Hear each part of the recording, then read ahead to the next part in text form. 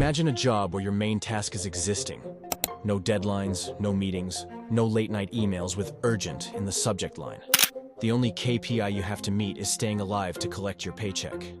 For most people, that sounds like the ultimate dream job. For one woman in France, it became the reason she took her employer to court. Her name is Laurence Van Wassenhove. She joined France Telecom in 1993, years before it became Orange. She had real challenges to overcome: epilepsy and partial paralysis, yet she worked in human resources, served as a secretary, and took on roles that kept her part of the daily rhythm of the office. She was not there to warm a seat, she was there to contribute. In 2002, she asked for a transfer. The new role was not what she expected. It did not fit her needs, and she hoped the company would adapt it so she could keep doing meaningful work. That never happened. Instead, something stranger took place. Her assignments disappeared. Her desk became a landmark of inactivity. The days stopped bringing challenges, and the weeks stopped bringing goals. She still worked for Orange on paper. In reality, she had become a paid spectator in her own career. At first, this might sound like a lottery win disguised as a job. But Laurence says it was unbearable. Imagine being on a sports team and finding out you are never going to play, yet you must still sit on the bench every single game for 20 years. Eventually, the bench stops feeling like a seat. It feels like a cage. She believes it was deliberate. Her theory is that Orange wanted her gone, but without the trouble of actually firing her. No termination letters, no severance negotiations. Just leave someone without work long enough, and maybe they will give up on their own. Laurence did not give up. She stayed, showing up for years with nothing to do, holding on to the hope that something would change. The change never came. She says the worst part was not boredom, but the slow corrosion of her skills and confidence. When your work stops mattering, you start to wonder if you matter. By 2015, she had reached her limit. She brought her case to the French government and the high authority for the fight against discrimination.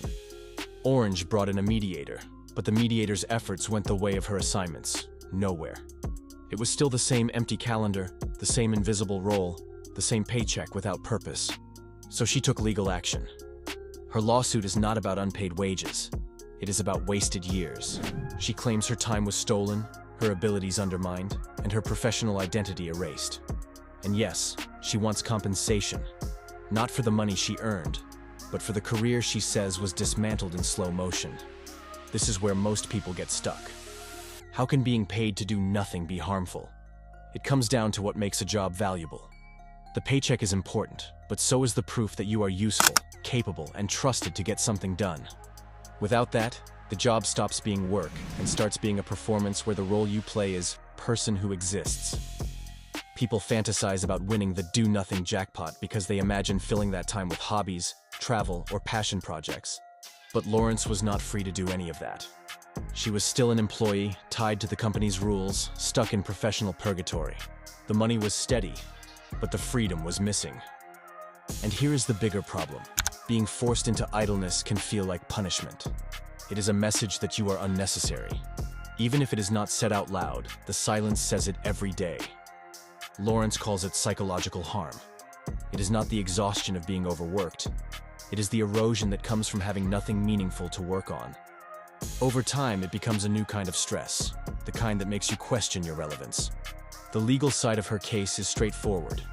She wants Orange to admit what happened and pay damages for the impact it had on her life. The human side is more complicated. She is challenging a cultural idea that has been repeated for generations, that money is the only reward worth caring about. We like to joke that if we could get paid to stay home forever, we would take it in a heartbeat. But if you remove purpose from the equation, the joke stops being funny. 20 years is not a holiday. It is a long wait for a train you are never allowed to board. Some see her as ungrateful. Others see her as exposing a quiet form of corporate neglect. Both can be true, depending on your perspective. What is certain is that her story puts a crack in the fantasy of money for nothing. If she wins, her case might set an example that employers cannot simply put people in the corner and call it kindness. If she loses, she will still have made her point, that the absence of work is not always a blessing.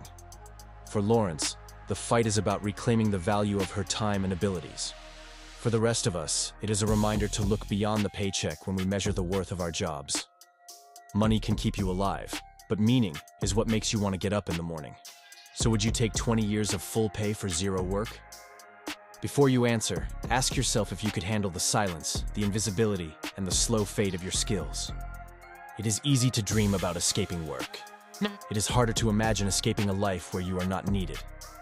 If you enjoyed this story, subscribe for more true tales from the workplace.